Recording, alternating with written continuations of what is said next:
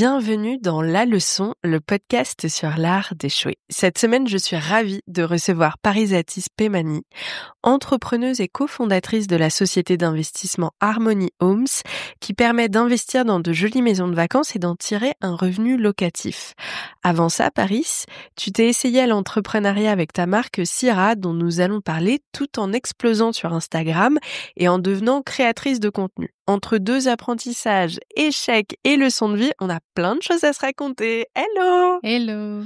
On précise d'abord, parce que vous l'entendrez, que mon nez bouché est la troisième personnalité présente sur cet épisode. Ouais. Je préfère invité surprise. Ouais, surprise. Vraiment celui qu'on attend et qu'on rêve d'avoir. Dis-moi, est-ce que tu peux me raconter ton parcours avant de te lancer dans l'entrepreneuriat ? Alors, moi, j'ai fait mes études à Reims. J'ai fait une école de commerce à Reims. Ouais.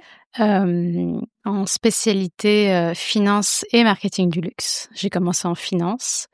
J'ai fait un stage en contrôle de gestion chez Louis Vuitton. Ok. Et je me suis rendu compte que je trouvais ça beaucoup plus fun d'aller travailler avec les équipes de la communication qu'avec les équipes de la finance.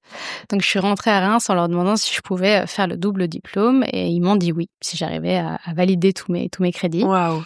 À la fin de Reims, je voulais avoir un peu plus de, pas crédibilité, mais un peu plus de connaissances, en tout cas, sur le milieu de la communication et notamment dans l'industrie du luxe, que ce soit la mode, la beauté ou l'hospitality. Uh-huh. Et donc, j'ai fait l'Institut français de la mode. Tu sentais un peu un syndrome de l'imposteur à l'époque ? Ouais, comme beaucoup. Complètement, parce que l'école de commerce, c'était très bien, mais c'était très généraliste. Ouais. On avait des cas pratiques à Reims parce qu'on était dans la région de la Champagne, donc on avait des cas pratiques notamment sur le champagne et parfois un peu l'hôtellerie, mais c'est vrai que en ce qui concerne la mode et la beauté, j'étais complètement larguée et même par rapport à des écoles de communication, j'avais pas du tout ni les codes ni les pratiques de ce que faisait une chargée de communication dans les maisons. Mais Donc, c'est clair, et puis pas les contacts non plus, j'imagine. Moi, j'ai toujours été très débrouillarde et je crois que je manifestais déjà quand j'avais 16 ans, sans savoir ce que c'était. Parce que mon premier stage dans la mode, je l'ai eu à 16 ans, autour d'une piscine, parce que en fait, mon meilleur ami, sa tante était directrice de publicité aux éditions Jaloux. Ok, génial. À l'époque du Jalouse, qui était un peu la Bible, cool. La Bible du cool parisien. Et on discutait autour de la piscine. Elle me demandait ce que je voulais faire dans la vie. À l'époque, j'étais en première au lycée, donc je savais quand même à peu près que je voulais travailler en tout cas en lien avec la mode. Je savais pas si c'était en finance ou en marketing, mais je savais que c'était dans cette industrie. Et elle m'a proposé un stage avec elle parce qu'elle trouvait que j'avais vraiment envie de travailler et donc elle m'a proposé un stage. Ok, incroyable. Alors, pardon, il y a Tara qui... Notre quatrième invitée. Elle aboie dans son sommeil, Tara. C'est quand même un... Pardon. Elle vit vraiment ses rêves et ses émotions. Moi, je me dis à chaque fois, surtout mes punaises, même quand elle dort, elle aboie, s'il te plaît. Donc, tu as déjà une idée précise de ce que tu veux faire dans la vie. Toi, tu as envie de graviter autour de cet univers-là et pourtant, tu choisis la finance. Oui, ça, c'est parce que j'ai un père du Moyen-Orient. Ouais.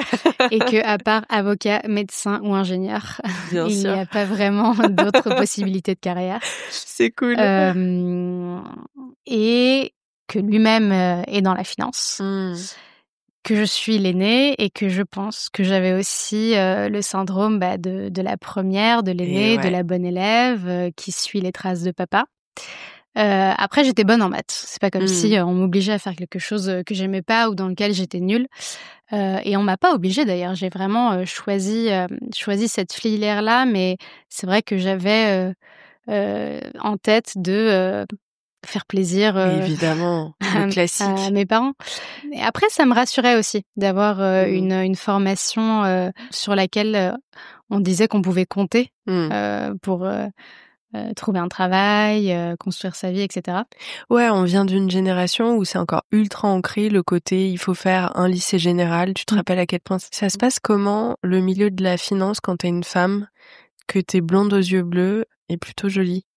Alors, c'est surtout comment ça se passe au milieu de la finance, comme j'aime m'habiller moi et je venais habillée, comme les équipes de la com, sauf que j'allais au 6e étage qui étaient les équipes de la finance et on me demandait souvent, que Tu t'es trompée ouais, d'étage? tu t'es trompée d'étage. OK. Je me souviens une fois, j'étais venue avec, un look un peu «street» entre guillemets et le directeur, financier m'avait regardée en me disant: «Mais tu vas au sport?» Et là, je me suis dit: «Waouh, je crois que je suis pas au bon endroit en fait». Tout à l'heure, tu sais que j'ai croisé mon voisin que j'adore et j'ai eu un instant de panique parce que je lui ai dit aussi: «Tu reviens du sport?» Il m'a dit: «Pourquoi tu dis Oh ça?» non! Mais Tu vois, même toi, tu as ces stéréotypes. Alors, imagine un financier, en OK, 2000, peut-être que lui et en moi, on a des choses à 2010. se raconter. Oh l'angoisse. Ah ouais, je comprends et surtout si toi, t'aimes ce milieu de la mode, c'est aussi pour la créativité, la Bien sûr. liberté que ça apporte, quoi. Bien sûr, en fait, j'ai tout de suite je savais que je voulais travailler, dans les industries, créatives, Mais ça a été une petite désillusion, en fait, à l'époque, non? Ça a pas été une désillusion, mais j'ai compris que là, il y avait pas que l'argent qui faisait le bonheur dans la vie. Ouais, ouais. Tu besoin de ça. Et j'ai compris que mes journées allaient être très, très longues si je faisais pas Mmh. quelque chose que j'aimais. Mmh. Et on aurait pu me payer, beaucoup plus, j'aurais refusé et c'est là où je me suis dit: «Bon, l'argent, contribue, Mmh. énormément au bonheur, mais il y a pas que ça. Je vais tenter de faire autre chose. Maintenant, j'ai le diplôme, donc Mmh. je peux, aller, essayer d'autres choses et puis si jamais ça marche pas, je pourrais toujours revenir, Ouais, je sur comprends. la finance», ce que j'ai fait 15 ans après. Ouais, c'est génial. Mais tu l'as fait, en reprenant ton pouvoir. Ça, c'est chouette. Je fais une avance rapide. Tu fais l'IFM, l'Institut français de la mode, pour pouvoir te spécialiser plus là-dessus, mais aussi d'avoir, des compétences dans la communication, ce que tu recherchais. Tu commences ta carrière salariée, c'est ça? Et puis tu décides de lancer ta propre marque. Ça se passe comment? Mmh, mon premier job, c'était à Dubaï, OK, après l'IFM. c'est ouf. Quand tu dis que tu es à Dubaï, ça fait bizarre. Tu penses Ouais, toujours que Dubaï, c'est la folie des ouais. grandeurs et que c'est, tout de suite, des lieux magnifiques, grands, avec beaucoup de moyens. Et en fait, j'ai été une entrepreneure, chez Icône à Dubaï et donc on a commencé dans 9 Ouais, mètres carrés, ouais, à 3. On avait un bureau pour 3. ouais. Alors on était serrés comme des sardines, mais c'était génial. Le Franchement, c'était génial. CO2 que vous deviez dégager. Franchement, j'ai que des bons souvenirs de cette période. Ouais, C'était j'imagine, c'est fou. ouf. Et on va parler de ta marque, Oui. Cira. Heu, Est-ce que tu peux m'expliquer comment ça te vient en tête? Comment tu décides de la mettre, en marche? Parce que j'imagine que ça doit être un sacré saut dans le vide. Et surtout, pourquoi le mot Cira? Alors, donc quand on décide de rentrer en France, avec, mon mec, pour quelques raisons. La première, c'est que, Trump était arrivé et avait, Ah la vache, OK. cassé l'accord sur le nucléaire, que les desks Iran avaient tous fermé les uns après les autres, à Dubaï. Que ça faisait 4 ans qu'on y était et à Dubaï, on dit souvent que, passé 5-6 ans, on reste à vie, en fait. Les gens OK. rentrent plus, notamment parce qu'ils ont atteint un tel niveau de vie et Mmh. une telle facilité dans leur job, dans leur salaire, dans tout, que c'est très dur de Ouais, revenir, je comprends. en tout cas, en France. Et donc et donc on décide de rentrer en France et en rentrant en France, j'ai pas trouvé de société où je pouvais avoir cette casquette d'intrapreneur au Ouais. sein d'une marque. Je voulais pas aller dans un grand groupe et en même temps, je voulais pas non plus, je voulais pas aller dans un grand groupe. Ouais, ça te Donc parlait pas? j'ai continué à avoir des clients, en freelance. Et petit à petit donc il y a eu le Covid. Mmh. Il y a eu le Covid. Comme gros élément, Et gros élément de remise en de question l'histoire, et de ouais. changement et cetera. De sens aussi, de quête de sens, de valeur, Exactement. ouais. Et surtout après Dubaï, qui était une expérience tellement riche et en même temps qui m'a fait réaliser beaucoup de choses, notamment sur la consommation. Je dis aux gens, c'est très drôle parce que moi, j'ai commencé à arrêter de consommer autant de fast fashion à Dubaï parce que justement, j'avais que ça et que je voyais que les gens, désolée, mais dégueulaient de leur consommation et que c'était trop, en fait. Ouais, c'est à l'écœurement. Et c'était pour moi, c'était devenu presque, je m'étouffais dans cette consommation. Et surtout, je voyais que c'était à l'époque où il y avait tous les articles et tous les reportages sur le Rana Plaza de H&M, etc. Et je me suis dit, bon, je vais essayer de ralentir ma consommation. Si je peux, je vais complètement arrêter. Et puis surtout, je vais pas travailler avec des marques d'ultra fast fashion. Donc, j'ai pris conscience de ça et je me suis dit, mais attends, je rentre en France, pourquoi pas essayer de faire du Made in France. Et à l'époque, je suivais Maison Cléo, qui venait de se lancer, qui s'était lancée, je pense, en 2018-2019, mais qui était encore une jeune marque. Et je me disais, mais c'est génial ce qu'elle fait. Elle le fait sur un segment et un style particulier. Moi, je peux venir proposer du Made in France sur des basiques, en fait. Ok. L'idée, c'était vraiment de venir créer une offre qui n'existait pas à l'époque, qui était du Made in France sur des basiques. Ok. Voilà. Donc, c'était le postulat de départ. Ouais. C'était mon claim. Et là... Ok, cliffhanger. Et là, spoiler, le savoir-faire français, il y a plus. Ouais. En fait, il y a plus. Je n'entends que ça. C'est terrible, mais ça n'est plus possible à l'heure actuelle. Et encore, moi, je te parle de 2020, je crois que c'est encore pire aujourd'hui. Ah, ce n'est plus possible pour les 3/4 des marques. Donc, quand les ateliers ne faisaient pas d'erreur de commande, ils étaient mauvais, juste. Quand ils étaient bons, ils étaient full. Quand ils étaient bons, ils étaient trop chers pour nous. Et j'aurais dû vendre une robe à 650 €. Ouais. Et en fait, c'était pas le claim de départ. Un basique, tu le vends pas à 650 €. Moi, l'idée, c'était de proposer une pièce basique, vraiment niveau premium. Donc, on avait des robes entre 80 et 220 €. Donc, un tout petit peu en dessous de rouge. C'est ça, c'est ça. C'est rouge au début. Les prix étaient un peu... Ça. Moi, je compare souvent avec nous, la marque marseillaise, et en plus, t'es amie d'Elissa. Parce que pour moi, c'est une vraie qualité, de vraies valeurs éco-responsables, mais dans un budget que je peux encore me permettre. Donc toi, t'as cette volonté-là et tu te tapes finalement beaucoup de portes fermées. J'imagine que ça doit être une première douche froide. C'est très dur parce que j'ai fait l'IFM, donc j'avais, on va dire, les compétences pour faire pour lancer cette marque. Et en fait, on se rend compte que ça suffit pas. Seul, on crée rien en fait. Ouais. En tout cas, pas dans cette industrie-là. Et ça m'a appris plein de choses. Déjà, attends, parce que là, tu vas trop vite. J'ai encore plein de questions à te poser. Quand tu te lances, tu as réussi à mettre un peu d'argent de côté à Dubaï. Comment est-ce qu'on fait pour lancer sa marque? J'avais mis beaucoup d'argent de côté à Dubaï. Ok. C'était... Donc, t'avais ton enveloppe. J'avais mon enveloppe. J'avais mis de l'argent de côté dès les débuts. Je savais que j'avais mon épargne de sécurité, mes investissements, et que j'avais de l'argent pour rentrer en France. Non, et puis surtout, je savais qu'à un moment, je rentrerais en France et que j'avais envie d'un petit coussin de sécurité supplémentaire.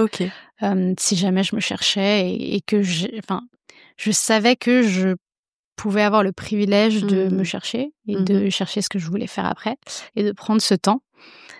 Justement parce que je m'étais construit cette épargne de sécurité qui était un peu plus importante que la normale. Ouais, c'est ça.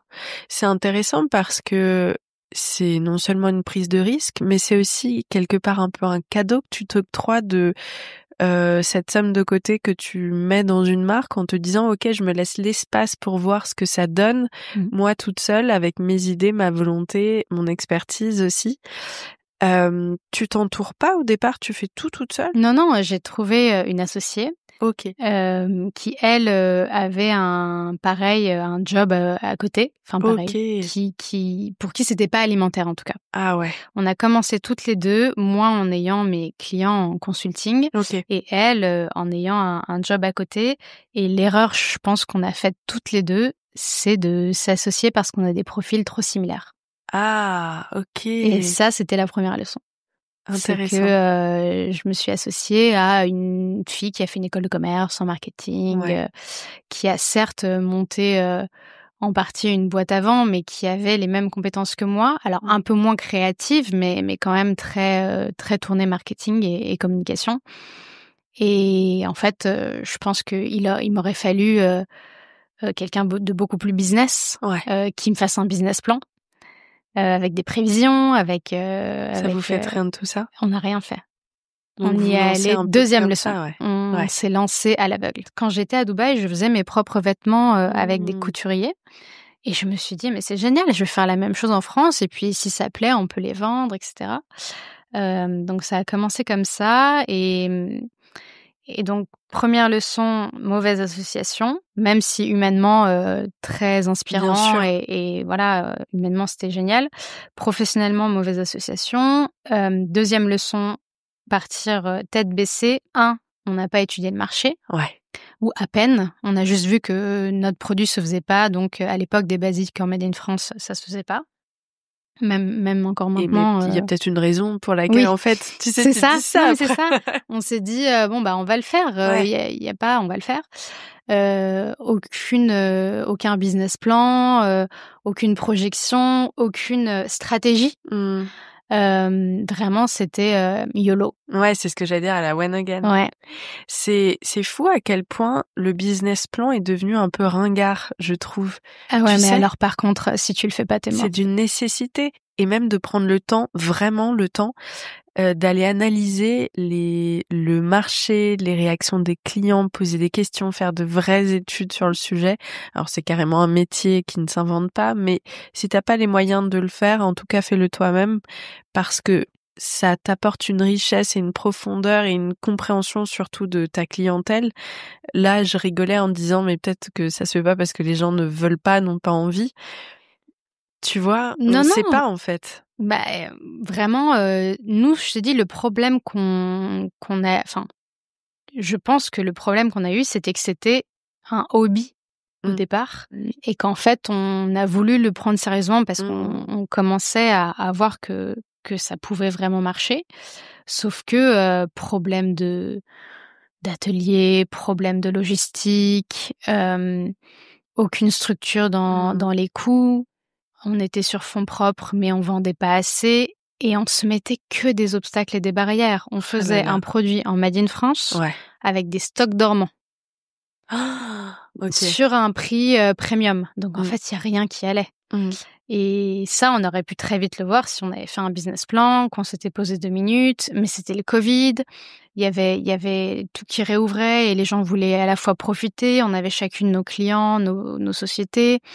C'était, c'était un hobby plus plus, mais qui, au final, m'a énormément appris Mmh. et je pense qu'aujourd'hui, je serais pas là où j'en suis si Ouais. je m'étais pas rétamée avec cette marque. C'est intéressant ce que tu dis et l'aspect du hobby me parle particulièrement. J'ai l'impression que parfois, pour vraiment faire décoller une marque, un produit, un business, il faut ne pas avoir le choix. Tu vois, il faut Exactement. se mettre en danger, il faut se faire un peu peur Ouais. et l'énergie n'est pas la même quand à côté t'as tes clients, c'est jamais la priorité. C'est ça, c'était pas Ça devient des alimentaire. problèmes qui s'ajoutent Mmh. sur ton ardoise, Mmh. alors qu'à côté, tu as des solutions avec des clients qui te payent en temps et en heure. Mmh. Comment ça se passe l'association entre vous deux? Est-ce que vous vous rendez compte rapidement qu'en fait vos Heu, compétences sont trop similaires? Pas vraiment rapidement, mais on se rend compte très vite que, bah, voilà, c'est on a fait des erreurs. Ah, On a fait des prototypes pour, 2 collections, donc c'est rien. OK, Je pense qu'en tout, on a dû faire, une vingtaine de prototypes, donc OK. c'est pour certaines marques, c'est même pas la moitié ou le tiers de leur collection. Donc non, on a fait une vingtaine de prototypes, on a fait des pop-up, par-ci par-là. On a vivoté avec, Ouais. pendant 1 an et puis la dernière année, on s'est dit qu'on allait, voilà, terminer en douceur et Ouais. sans que ça nous prenne la tête à chacune. Carrément. Moi, j'étais devenue maman. Mais comment tu ressens cet argent que tu as mis de côté, que tu as durement gagné quand même et qui part? Je pense que c'est beaucoup de leçons et vraiment, heu, j'aurais pas cofondé Harmoniums aujourd'hui avec ses associés, avec cette société, ce produit, ce business plan, cette vision, si je m'étais pas, trompée, et si j'avais pas, vraiment fait toutes ces erreurs avant. Et pourquoi tu analyses ça comment? Parce que, je savais tout de suite qu'il me fallait des profils, très Ouais. complémentaires aux miens. Mmh. Donc quand j'ai vu, mes 3 associés, que j'ai vu chaque compétence, que j'ai vu chaque caractère aussi, Ouais. je me suis dit: «Bingo, c'est Ouais, parfait, ouais, on ouais. va devenir les 4 mousquetaires». 2e chose, ils ont, été entrepreneurs ensemble depuis 12 ans. Ah Ils ont ouais, monté donc ils ont 3 sociétés avant, testé ensemble, ouais. et ils sont toujours ensemble. Donc Mmh. loyauté, Mmh mh. très important pour moi Mmh. et vision stratégique du produit qui moi m'a parlé tout de suite et où, on voyait, et qu'on pouvait construire dans la même, Mmh. voilà, dans la même vision. Vous avez fait un business plan? Il y a un business plan OK. très Non, solide. je peux souffler là. Il y a un business plan, il y a une étude de marché, on a travaillé 1 an avant de Ouais, sortir tu le vois? premier Ouais. produit. 1 an. C'est long, 1 an C'est quand tu long. es dedans. C'est long et à la fois ça passe très vite parce que, c'est l'excitation, de, la recherche, de trouver des solutions à des problèmes, d'améliorer son produit Ouais, c'est aussi, passionnant. de le présenter, de revenir, de faire des changements. Voilà, c'était, Comment tu faisais pendant cette période-là, avant de le lancer, pour justement le tester sur le marché alors qu'il est même pas palpable? Est-ce que tu faisais des petits dîners en petit comité pour avoir, des retours? Comment tu as fait des ça? calls. On Des faisait des calls? calls. OK. Ouais. On a fait, plein de retours sur le site, sur le produit, grâce au retour, des gens. Ça doit être hyper intéressant de voir le produit fini, à quel point il a évolué Ouais. depuis le tout départ et ta vision, Bah, oui, il a vraiment évolué et ouais, d'ailleurs on essaye de le faire évoluer encore maintenant, bien sûr. chaque jour on essaie de l'améliorer et le but c'est d'essayer de s'approcher de la perfection, petit à petit, parce que, on n'est pas du tout fermé, on pense pas que voilà, que le changement est mauvais Évidemment. et non, non. Je reviens sur la fin de cette marque. Donc toi, tu es assez sereine avec le fait que ce soit la fin et puis il y a une intelligence entre vous 2, de savoir s'arrêter à temps Totalement. aussi. Ça, je pense que c'est primordial et c'est une vraie leçon parce que c'est pas toujours facile et parfois l'ego prend même le dessus, ce que j'entends complètement. Je Mmh. crois que je serais comme ça, pas lâcher mon bout de gras, tu Non, vois? je suis d'accord. Hem, Comment est-ce que tu le présentes aux gens autour de toi? Tu vois, socialement, c'est un vrai sujet, quoi. Je suis très transparente. Ouais. Hem, je dis que j'ai fait plein d'erreurs, Mmh. et que, mes erreurs, ont fait que, c'était mieux d'arrêter. Tout simplement parce que, on n'avait pas de salariés, Oui, tu mettais en danger personne. on n'avait pas de dette, Ouais, si ce n'est nos fonds propres. On mettait en danger personne. ouais. Honnêtement, je pense que c'était très mature de notre part, Mmh. d'arrêter à ce moment-là et c'était, une leçon, comme tu l'as dit, d'humilité et de dire: «Bon, bah, voilà, c'était ni le bon produit, ni la bonne association, ni le bon moment». Mmh. Hem Et aujourd'hui, je sais que je suis sur un produit génial avec une association, et des associés, très complémentaires et une force de dingue qu'on a dans ce quatuor et le bon timing sur le marché Mmh. et donc c'est le jour et la nuit, Mmh. mon mindset sur ces 2 sociétés. Ouais, c'est intéressant aussi de se dire à quel point tu as changé de mindset. Vraiment. C'était un C'est brouillon, ouais. Syrah. Syrah, c'était un brouillon, même de ma version d'un entrepreneur. Mmh. J'ai pas du tout la même, énergie, j'ai pas du tout la même vision, j'ai pas du tout, le même mindset comme tu as dit. Mmh mh. Je vois le produit réussir, je vois notre société réussir, Mmh. tout le monde ne lève pas aussi vite. On a fini le financement de notre première maison en 4 mois. Ouais, c'est fou. On a levé 820 000 euros en 4 mois. C'est dingue. Donc, Mais t'as vu la sérénité que ça t'apporte quand tu te sens vraiment au bon endroit et que tu te sens ancré. Et puis aussi parce que tu t'en donnes les moyens. Tu vois, tu travailles fort. J'ai plus syndrome de l'imposteur. Ah, tu vois. Ça, c'est fou parce que j'avais ce syndrome de l'imposteur avec ma marque.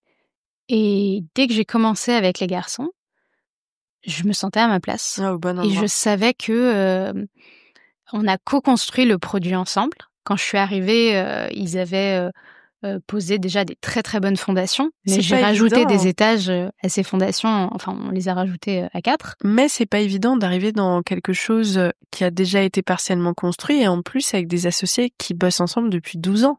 Tu vois, t'aurais pu te sentir déstabilisée. C'est vrai, mais écoute, je te dis, je pense que j'ai tellement appris avec l'échec de Syrah que là, c'est comme si on me donnait les solutions de mon problème en face de moi en me disant, bon ben voilà, c'est ça. Il y a ça qui est très important aussi. J'ai toujours su que j'étais pas un loup solitaire. J'ai toujours su que je m'associerais pour créer soit une marque, une entreprise, un produit. Et arriver dans cette meute, tu sais, déjà établie, ça a été très naturel, très sain et oui, en fait, je pense que tout arrive pour une raison et si j'ai fait ces erreurs d'association avant, c'est peut-être justement pour aller plus vite maintenant parce que j'ai tout de suite compris, analysé les caractères, les missions, les forces de chacun et que j'ai trouvé ma place. Il y avait une place pour moi en fait. C'est ça, c'est vraiment un cadeau que tu t'es fait. C'est un cadeau empoisonné sur le coup, mais c'est un vrai cadeau que tu t'es fait. Toi et moi, on parle assez régulièrement de manifestation. Alors c'est un mot qui est très ésotérique, mais en fait qui est fondé aussi sur des bases scientifiques, celle notamment de reprogrammer son cerveau et c'est prouvé scientifiquement, avoir une réalité sous un angle un peu différent. Toi, tu penses que tu l'as manifesté, cette place que tu occupes aujourd'hui ? Oui, je pense. Je pense que la manifestation a toujours joué un énorme rôle dans ma vie. J'ai toujours eu un journal intime où j'écrivais soit du journaling, donc avec des gratitudes, des phrases vraiment ancrées dans le présent, soit justement des manifestations sur l'homme que je voulais épouser ou la maison où je voulais habiter, ma maison à Marseille. Je l'ai manifesté un groupe de manifestations qu'on a avec des amis.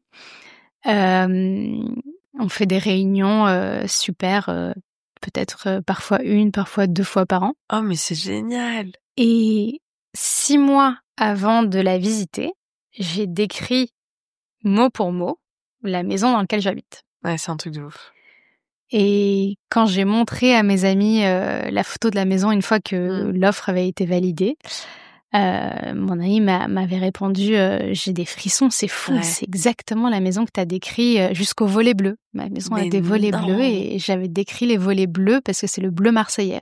Et je rêvais d'une maison avec des volets bleus marseillais et un jardin type guinguette avec des arbres, une vue. Ah oui, donc c'est extrêmement précis. C'est très précis. Ah, je suis pas assez précise dans mes manifestations. Moi, je vais beaucoup dans le détail. Oui, ça m'étonne pas avec ton caractère et le passé d'analyste financier. Non, j'ai un doute. Analyse financière. Oui, voilà.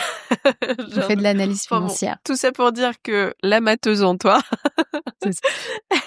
elle est précise et elle est juste là-dessus. Tu vois, c'est hyper intéressant. Je pense vraiment que c'est scientifique. D'ailleurs, il y a un super épisode avec Mel Robbins, qui est une podcasteuse américaine qui a écrit notamment un livre qui s'appelle Let Them et qui interviewe donc un neuroscientifique qui dit que il y a d'abord donc le fait de penser positivement et puis il y a aussi le fait de l'écrire. Il parle du travail d'écriture comme étant une mécanique qui envoie au cerveau directement des messages, mais le fait de l'écrire accentue en fait le message que tu vas donner à ton cerveau de manifestation et de réalité. En fait, le fait de l'écrire, ça va ancrer ce message dans ta réalité.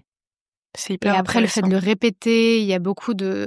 Après, c'est pas nouveau. Il y a beaucoup de psychanalystes ou psychologues qui utilisent, tu sais, ces méthodes de Bien répétition sûr. à voix haute pour avoir des changements de... Voilà, de... Ouais, de reprogrammer Ouais, littéralement c'est ça, de ton système reprogrammer. Ouais. nerveux.